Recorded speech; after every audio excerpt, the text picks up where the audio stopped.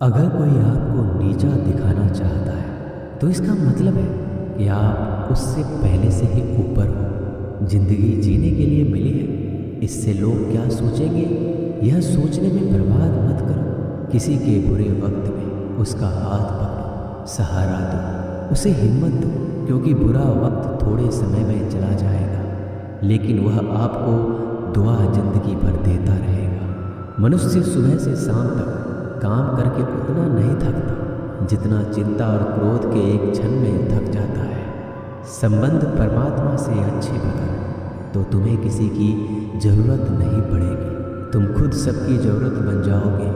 सलाह देने तो हजारों आते हैं लेकिन जब साथ देने की बारी आती है तो केवल भगवान आते हैं। जीतने के बाद तो सारी दुनिया गले लगाती है, क्योंकि जो आज आपके साथ है वह कल आपके खिलाफ हो सकते हैं। बिना मतलब के कोई आपकी इज्जत नहीं करेगा, लेकिन खुद को इतना काबिल बनाओ कि लोग बिना मतलब के भी आपका इज्जत करें। भगवान कहते हैं सोने से पहले तुम सबको माफ़ कर दिया करो और तुम्हारे जागने से पहले मैं तुम्हें माफ़ कर दूंगा। भगवान ऑक्सीजन की तरह है जिन्हें आप देख नहीं सकते, लेकिन उसके बिना आप रह भी नहीं सकते। कोई और तुम्हारी मदद नहीं कर सकता, अपनी मदद स्वयं करो। आप खुद के सबसे अच्छे मित्र हैं और सबसे बड़े दुश्मन भी। इंसान तब समझदार नहीं होता जब वह बड़ी बातें करने लगे, बल्कि समझदार तब होता है जब वो छोटी छोटी बातों को समझने लगे। आप किस समय सही थे इसे कोई याद नहीं रखता, लेकिन आप किस समय गलत थे ये सब याद रखते हैं। सब दुख दूर होने के बाद ही मन प्रसन्न होगा, यह आपका भ्रम है। मन प्रसन्न रखो, सब दुख दूर हो जाएंगे, ये हकीकत है। किसी भी व्यक्ति की कोई भी बात बुरी लगे तो दो तरह से सोचो। यदि व्यक्ति महत्वपूर्ण है तो भूल जाओ, और बात महत्वपूर्ण है तो व्यक्ति को भूल जाओ। रिश्तों का संबंध सिर्फ रक्त से नहीं होता, जो मुसीबत में हाथ थाम ले उससे बड़ा कोई रिश्ता नहीं होता। भगवान कहते हैं तुम सब कुछ मुझे सौंप दो, सारा दर्द परेशानी, और बिल्कुल हल्के होकर मुझे याद करो। धीरे धीरे तुम्हारा जीवन बदल जाएगा। हर रोज़ रात को सोने से पहले भगवान को अपनी पूरी दिनचर्या बता के सो। अगर आपके द्वारा किसी का दिल दुखा है तो मन ही मन उससे माफ़ी मांगे। अगर आपका किसी ने दिल दुखाया है तो उसे माफ़ करके सारी चिंताएं भगवान को सौंप कर सो जाए। यकीन मानिए इससे आपकी ज़िंदगी खुशनुमा बन जाएगी।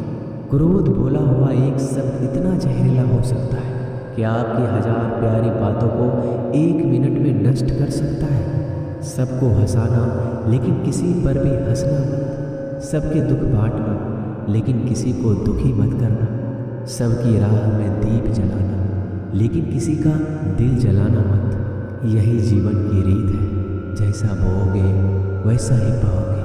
दुआएं और प्रार्थनाएं असंभव को भी संभव बना देती हैं। ईश्वर को ना हमारे तन की ज़रूरत है ना धन की, उसको तो बस पवित्र मन की ज़रूरत है। इसलिए वो हमें कुछ भी छोड़ने के लिए नहीं कहता, बस कहता है बच्चे मन से विकार छोड़ो, गंदे विचार छोड़ो। जो आने वाला है वो हमेशा गुजरे हुए कल से बेहतर होगा। यही एक सोच आपके जीवन में कभी निराशा नहीं होने देगी।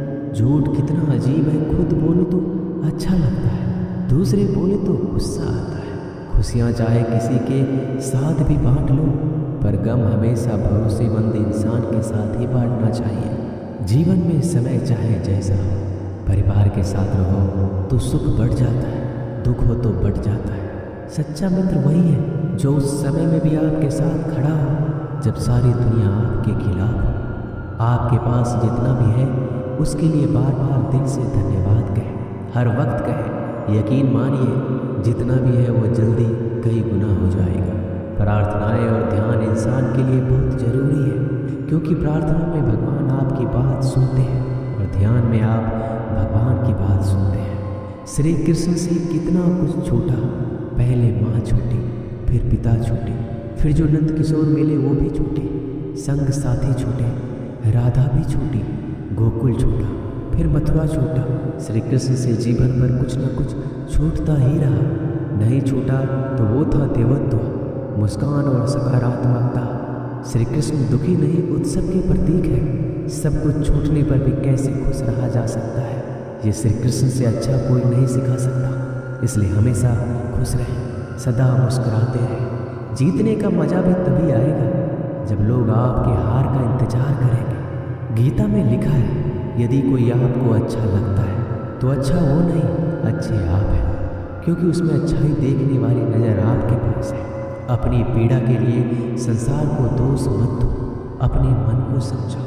तुम्हारे मन का परिवर्तन ही तुम्हारे दुखों का अंत है। सोच और नीयत अच्छी रखिए, फिर आपके कष्ट प्रभु स्वयं दूर कर देंगे। याद रखना, भगवान से कभी उम्मीद छोड़ना नहीं और दुनिया वालों से कभी उम्मीद रखना नहीं। सुख दुख एक सिक्के के दो पहलू हैं। जहाँ सुख होगा वहाँ दुख भी होगा, जहाँ दुख होगा वहाँ सुख भी होगा। इसलिए सुख दुख के बारे में बिना सोचे निरंतर अपने लक्ष्य को प्राप्त करने के लिए प्रयास करते रहना चाहिए। एक बात हमेशा याद रखना, किसी के सामने गिड़गिड़ाने से ना मोहब्बत मिलती है ना इज्जत। इसलिए अपने स्वाभिमान को जिंदा रखो। कोई अगर आपकी किस्मत में होगा तो आपके पास खुद ही चल कर आएगा। दूसरों को हराने का मौका मत दो, बस खुद को आगे ले जाने की जिद पालो।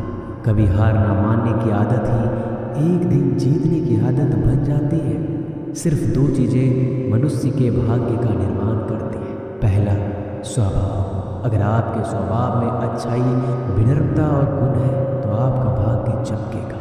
अगर आपका स्वभाव क्रोधी है, आलसी है, तो आपका भाग्य बिगड़ना अनिवार्य है। इसलिए अपने स्वभाव को मधुर और आकर्षित बनाइए। दूसरा, आपकी वाणी। बोलना तो आदमी 2.5 साल की उम्र में ही सीख जाता है, परंतु कब, कहाँ और कैसे बोलना है उसे यह जिंदगी भर भी नहीं समझ पाता। जिसे ये बोलना आ गया कि कब, कहाँ और कितना बोलना चाहिए, समझ लो उसे सफल होने के लिए कोई नहीं रोक सकता। पिता से बड़ा कोई सलाहकार नहीं, माँ की छाँव से बड़ी कोई दुनिया नहीं, भाई से अच्छा कोई भागीदार नहीं और बहन से बड़ा कोई शुभ चिंतक नहीं।